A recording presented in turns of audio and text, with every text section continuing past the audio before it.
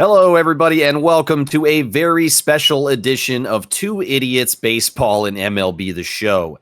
We are not going to be advancing the franchise today. We are not going to be playing. We are not going to be simming. What we're going to do instead is the two idiots are going to talk MLB The Show and some things where we think MLB The Show has let us down and what can be done to make it better. Panther and I have spitballed a lot of ideas naturally as we've been playing, and Panther came up with the idea to actually write this stuff all down and actually try to categorize it in a realistic way and cover these topics that we feel the show could do a lot better. And so that's what we're going to do today. Panther, how long do you think, just a wild guess, hypothetically, how long do you think you've actually been playing the show over the years? Oh, I've been playing it, jeez.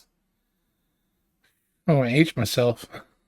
Like, what was the first one? Like, I think really 07 or 08. Yeah, I think I get into the show. It was a little after that. 10 probably. Okay. I'm trying to remember the first. Maybe it was earlier than that, but it's been a long time. Mm-hmm. I mean, I'd have to go back to my PlayStation and scroll way down the trophy list to find out the first one I played. But yeah, I'm talking. Yeah, I've been playing it for a long time. Yeah. And then I think I've been there since 08, if I remember correctly. Yeah, I think I get into it. I don't know if I was day one on it. I don't think I was right off the bat with it. But yeah, it's. I've been playing it for a long time. I might have to scroll back through before I actually do the upload of this so I can post it on the bottom of the screen. I can find it when the first one I played. I'll post at the bottom so you'll see it right now. And if I don't fucking find it, you'll not see anything. So there we go. Just a set of empty hands. Yeah, that's the problem for future me. See, discussed it in the last video that hey, sometimes the future me is just left with problems, and this could be another one for him. So yeah, enjoy. True. I think the first thing that I'd like to try to get into, because it's one of the most aggravating aspects of the show currently, is the trade interaction screens. Oh, you mean this fucking mess? Yeah, it's barren. This looks like 1999, like AOL message board.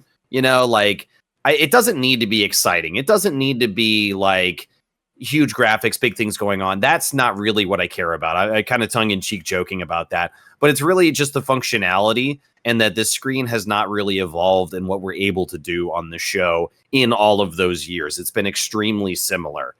I think first thing on the list is a real easy gimme, is to have more than 3 players at a time to make it possible to trade. Just today, even in real life, December 11th, as of this recording, was it the Red Sox? Was it not that had a 4-1 trade? Yeah. It was just confirmed. Yeah. Yeah. So no reason whatsoever for the show to limit it to only 3 players. I think that's just a garbage cop-out as far as trying to make this as close to real life as possible. I know it's not a full simulation, but there are so many things in here that are simulation aspected. Stat tracking, is a big one. Watching players develop and everything like that. So many things are numbers oriented. But as far as trades go, having more than 3 players is not something we would ever do very often. But it is necessary, I think, just to improve the algorithms, because there's a lot of times we could get rid of some garbage. Sometimes it'll take 4 to get a decent guy. And I would be okay with that in certain scenarios. What about you? I agree. I mean, it's always the frustrating thing. It's like being in the position where you're trying to trade for, say, like, a top talent like a Kyle Bradish, even, hey, I need a good closer, Philip Batista. And you're like, well, I don't want to always have to give up a big piece. How about giving me the option to put, like, say, 2 halfway decents and give me a spot to give me 2 guys that are just, kind of unknowns. Like some guys that don't have the greatest trade value, but still the team may be like, hey, they could fit a role. Maybe they need some guys to fill holes in the minors. Like, I mean, that's the big thing is, you don't want to. I get why they don't want to just let you fill up the screen with garbage to like put up 8 players to trade for Gunnar Henderson. I get there's got to be a limit, but that's where trade value actually becomes important. And being the fact that you can add more players would help you, because then you could, hey, I want like these 3 guys from this team. Well, I can't put more than 3 of my own players out. Like, you can't. There's no way to not really just throw a bunch of garbage on there to get someone good. But even if you're looking to get rid of, say, hey, well, fucking Nico Horner, Corbin Burns have been sucking this year.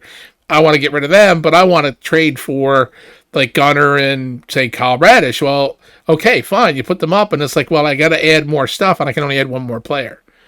So yeah, it limits what you can actually trade for, and it's a little stupid. Yeah, and it's really just because they determined arbitrarily there would be some type of limitation here.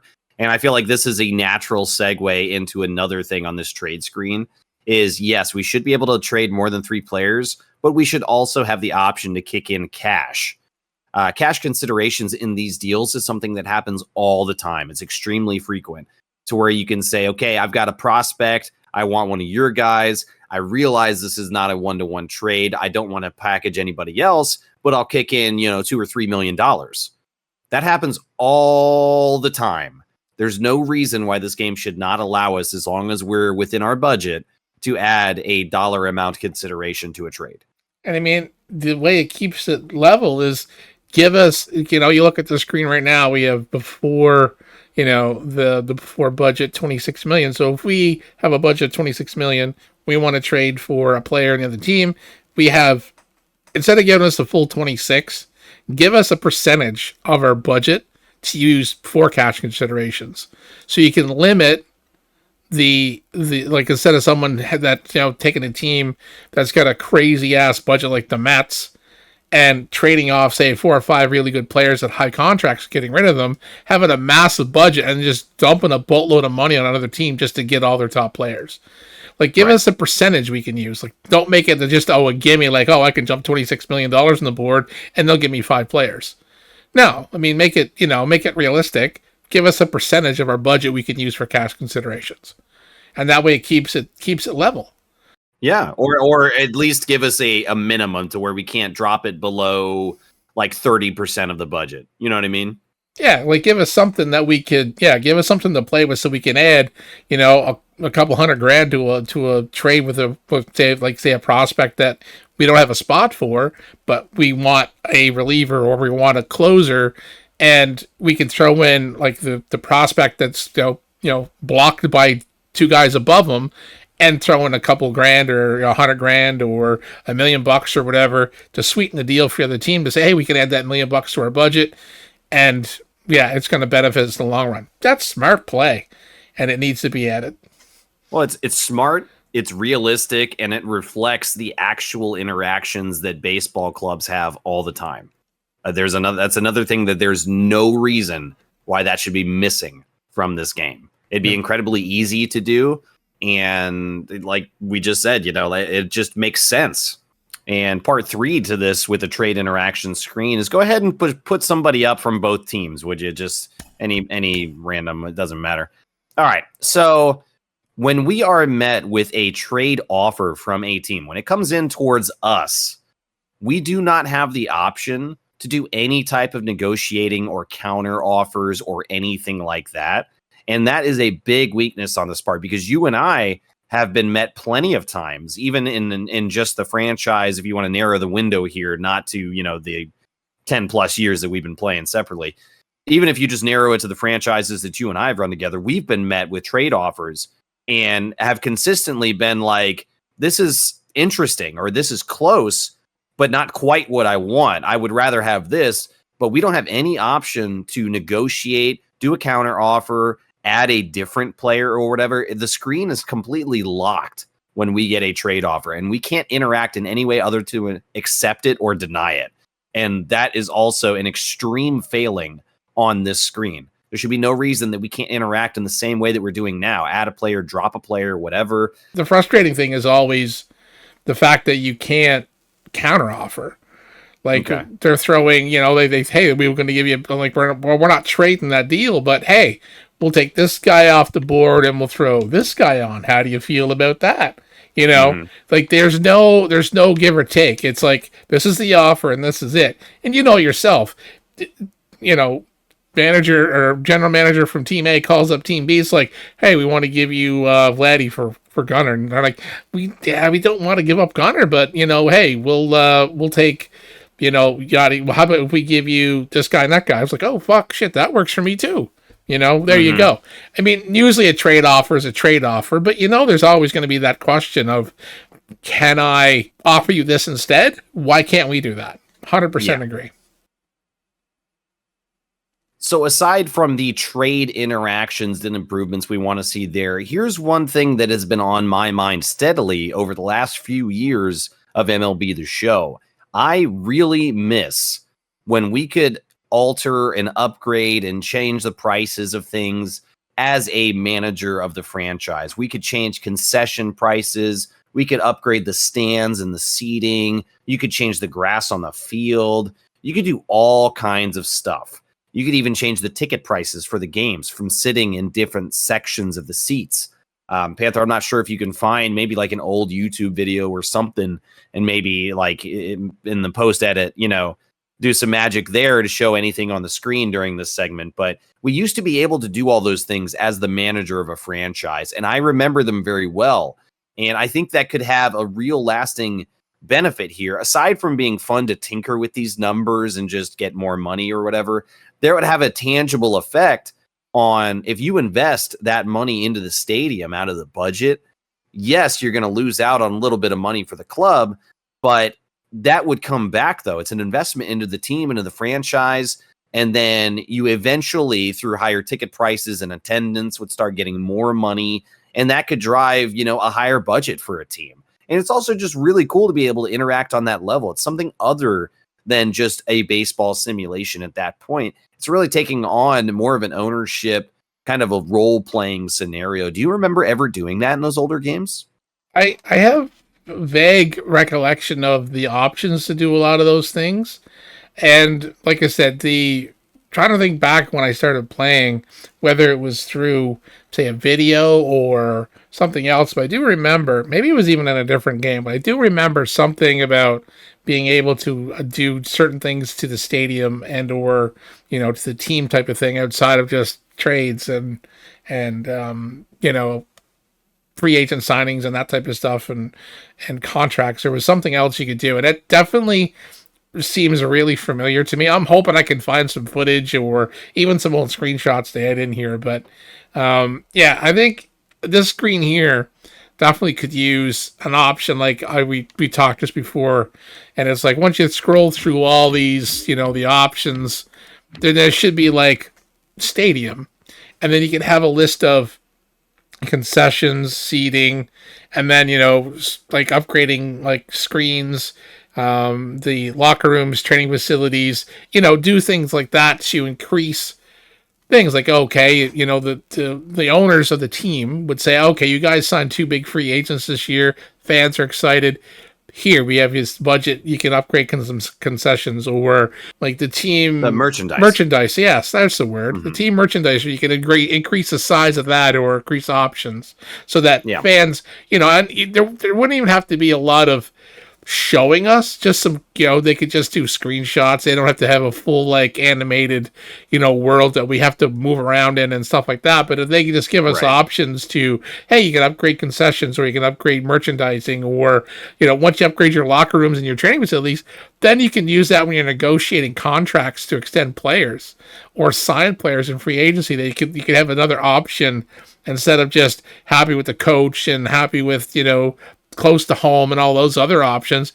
Add like facilities in there. It's like, hey, they fucking love your facilities, so they can give you a little bit of a bonus towards saving money signing players, whether at a free agency or also due to contract extensions. Yeah, and that could also bleed right into this screen as we're looking at it, the general manager screen. We have average job security, we have a rating, and we've got some goals, but there's not really much to give feedback as to how we're doing in here. I think that adding the stadium improvements and different toggles like that could, provide something that's like put a rating on there for fan support or fan interest level or something like that. Yeah. Like fan support is a legit aspect of being a manager. You know what I mean? Like if all the fans Like, for instance, 2024, this year's a great example of the Oakland A's. Everybody hated the manager. Nobody went to the games because of it. You know what I mean? So I think that, yes, we've got a GM rating, but I think also showing some type of interactions with the fans and making it a little more intuitive as far as like when you make good decisions for the ball club, that should have some type of an impact. There should be an interest level to gauge or like a happiness level. You know, if we don't sign anybody, we're not trading anybody, we're failing, we're not doing anything. There should be some type of feedback for that. You know what I mean? There should be something like as a manager other than just us having an untouchable free reign of doing, you know, any things that we want. We could drive a franchise into the ground. I would like for our GM rating to have some type of an impact based on our decisions, you know what I mean? Other than the win-loss record. Because as of right now, that seems to be the only thing that is at all impacting what our GM rating is completing a couple of these goals. Like we won 10 consecutive games. We won 20 games in a month. So our GM rating went up. Okay, great. But again, that's just winning games. Like that's going to happen. That's not interactive in a way. You know what I mean? And I mean, too, with us, with the series, we're simming everything. Like we're not playing any of the games. So we don't, the only impact we have is setting the lineup, as long as the manager doesn't fucking change them, and making acquisitions, either keeping players, trading players, or signing free agents type of deal. We don't have, like, I mean, because we're doing a true sim, we don't have any way to impact anything else. So someone who doesn't want to play any games or a majority of games or even half the games, you sim a lot. I mean, it definitely completely out of your hands. Yeah. Right. So having the option to say, hey, we're doing really well, let's spend some money on the ballpark, and the fans are more happy, and then your rating has, you know, you have a rating, the GM rating also has fan support. In other words, hey, they're happy with your decisions. So the happier the fan base is, the more seats you're going to fill, the more tickets you sell, the more concessions, the more merchandise, etc., etc. The fans then feed off, or the players, feed off the fans. So the fucking ballpark sells out. The players are going to be fucking hyped. They get a new fucking locker room. They get a new training facility. They get, you know, so when the players are like, hey, we want to fucking play for this team, I'll take a fucking $3 or $4 million less a year to play here because this fucking place is awesome. Well, and it also would allow for, you know, a whole new aspect, a whole new wrinkle to franchise, because like you're saying, exactly, if the fans are into it, that would naturally translate into the players being into it. And all of that would tie into your GM rating, because if the fans are happy and they're coming to games and they're buying more merchandise, that's money, money, money. And that's great for the owner of the ball club as well. So I would love to have a general manager that, you know, was able to turn my franchise around. You know, you take somebody like Oakland or any of the low budget teams, and then that's a true rebuild right there. To rebrand or to like reinvigorate the merchandising, the fan interactions, to where if you pull somebody with a team with the lowest attendance in the whole league, and you're able to, you know, retrofit their entire stadium experience, and then the fans suddenly start coming in, that would be a gigantic win that is absolutely impossible in any of these versions of the show that have come out in recent years. And I would love to see more aspects like that. Yeah, because I mean, like you could make it. You don't have to make it impactful to the point you'd have to spend like 3 hours, you know, to try to set something up. It would have to be a simple, you know, an option to say, okay, I want to increase these concessions. So maybe there's levels, like, you know, 5 levels to each. So you can say, okay, I can upgrade concessions. Ooh, maybe I want to upgrade the screens this time. So you can upgrade the screens. Like the budget and the options would have to be based on performance, based on fans. In other words, hey, they're happy you signed Vladimir, or, you know, they're happy you traded this guy because he sucked.